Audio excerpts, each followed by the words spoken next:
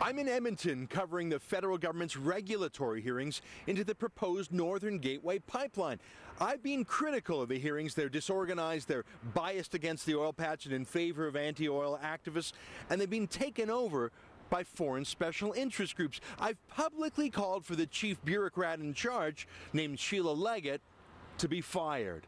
Well, today, Sheila Leggett fired back. Today, she barred our cameras from the hearing room. We had asked permission to shoot this segment from the hearing room when it was empty, and they said yes, and of course the hotel was fine with it too. But when Leggett heard it was us from the Sun, she issued the gag order. That's how they roll around here. It's a kangaroo court run by an out-of-control bureaucrat. Yesterday, when one of the Indian bands was testifying, Leggett kicked out our cameras too. Apparently, her so-called public hearings aren't open to the public. Now, foreign witnesses are allowed in. They're allowed to testify.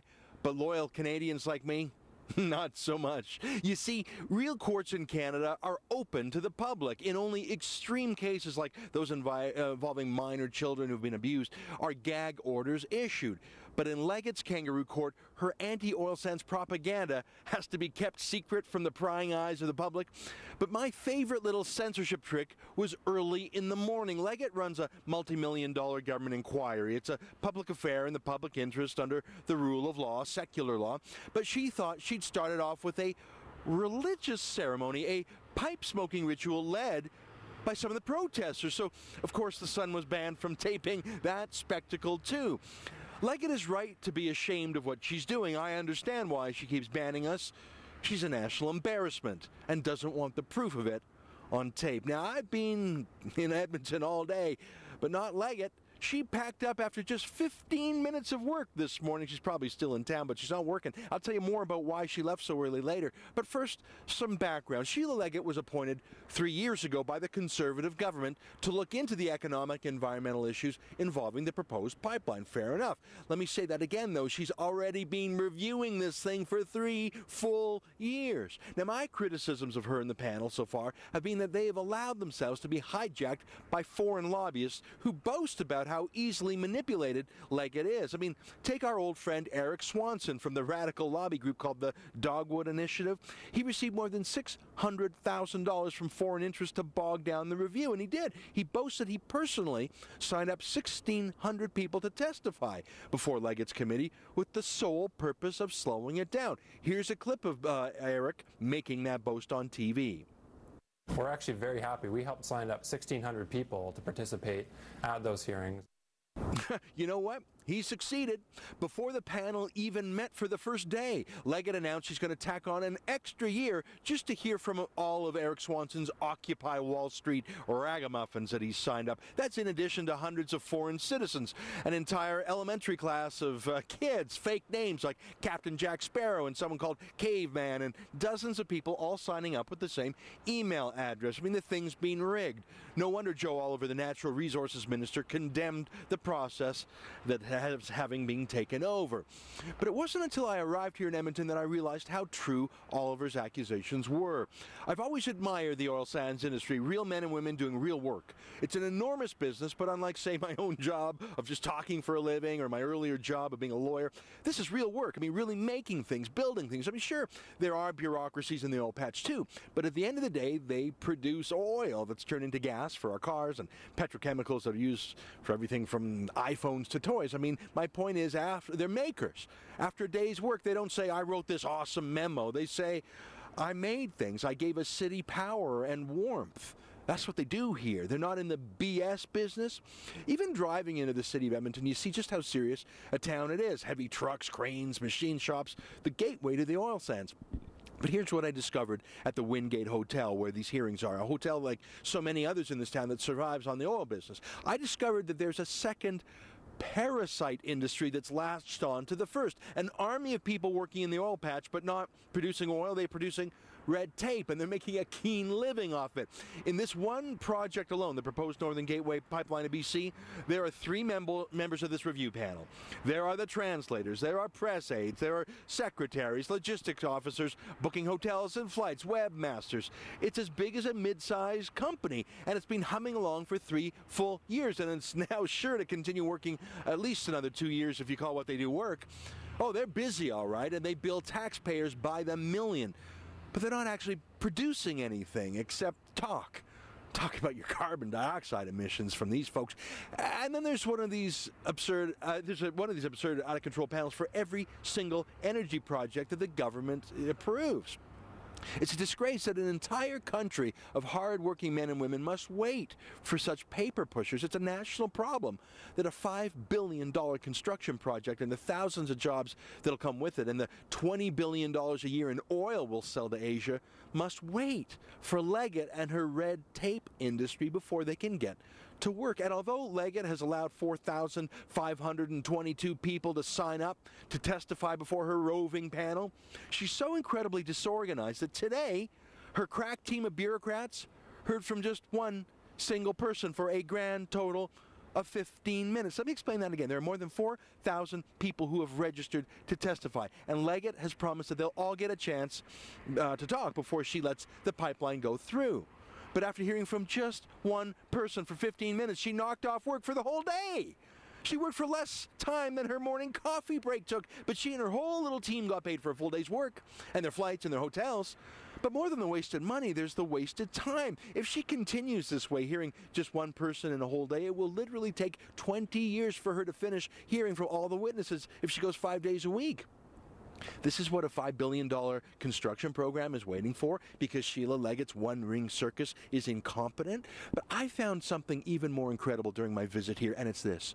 I've been warning you for months that special interest groups from foreign countries like New York's Rockefeller Foundation and San Francisco's Tides Foundation have been given millions of dollars to lobby groups in Canada to shut this pipeline down and jam up the hearings to create a fake PR storm to imply the Canadians don't want the pipeline. But here's what I discovered. Leggett's review panel itself has been funding protesters. You heard me right. Leggett has given out literally millions of dollars to groups to attack the project. Check out this report from the Canadian Environmental Assessment Agency's own website, along with the National Energy Board. That's the government agency that Leggett works for. Here's their website here. Take a look at this. Now, they call this packet of funding the Aboriginal funding envelope. It's just one of several funding envelopes, 100% of which is going to critics of the pipeline. Look at this.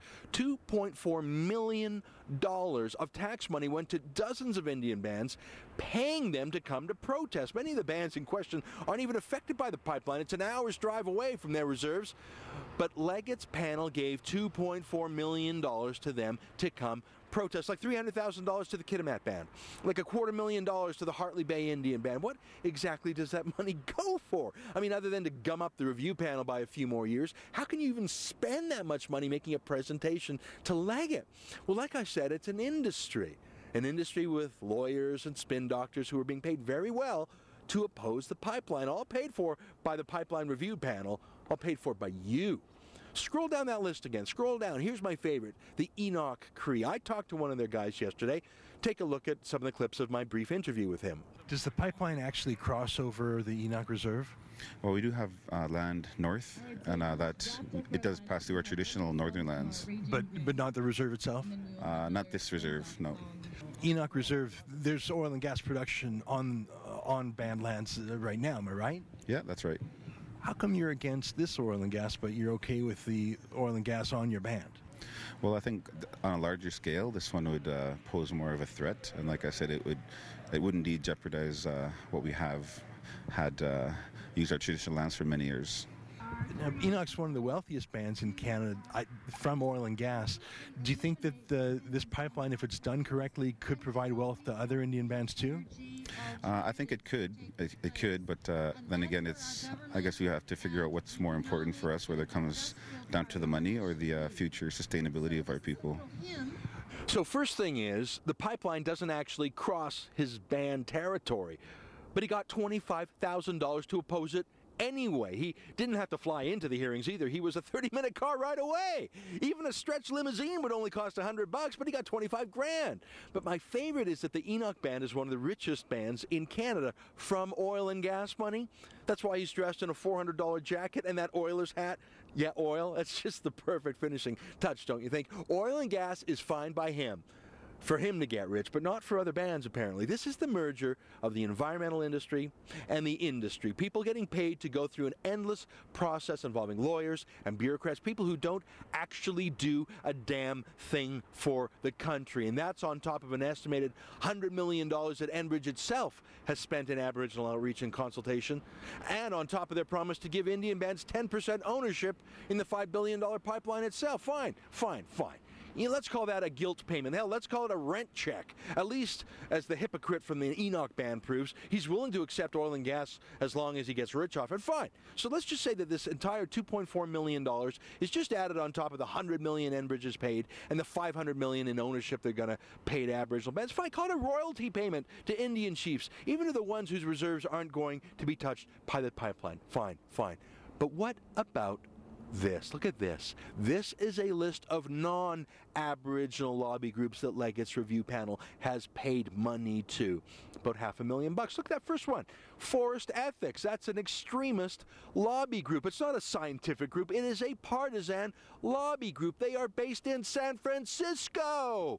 Here's a picture of their propaganda website from San Francisco. Take a look. These are the whack jobs behind the Boycott the Oil Sands campaign. They bully companies like Chiquita Bananas into denouncing Canadian oil. And Canadian taxpayers, through Sheila Leggett's panel, have paid them $59,605 to attack us. Oh my God, they must have had such a laugh down there in San Francisco. But look again at this list. Check it out. Look, right, scroll down there. Who's there? Could it possibly be the Dogwood Initiative? Our old friend Eric Swanson, the guy who boasted about signing up 1,600 people to jam up the hearings? Now, Swanson took $600,000 from U.S. special interests to stop the pipeline. Those were his real bosses, but Leggett gave him another $10,435. Here's Swanson saying he'd take duffel bags of money from anybody, absolutely anybody. Look at this clip. Why are you allowing foreign interests to dictate to Canadians what's best for us? If I got duffel bags of money delivered from Martians, from outer space, I would still take that money. So if a man would take money from even Martians to attack his own country, it's no surprise that he'd take money from U.S. billionaires to do so too. I wonder if he's taken money from Saudi Arabia to do so, or Hugo Chavez. I don't know. But I do know that the very panel that is supposedly independently reviewing the pipeline handed over 10 large to him. There isn't really a lot of real opposition to this pipeline. The paid protesters yesterday could only muster 20 people in the parking lot. But it doesn't matter. I mean, foreign bullies want to shut down, and Sheila Leggett is determined to listen to them, even if it takes years. And even if she has to pay protesters to fight this pipeline and ban loyal Canadians like me.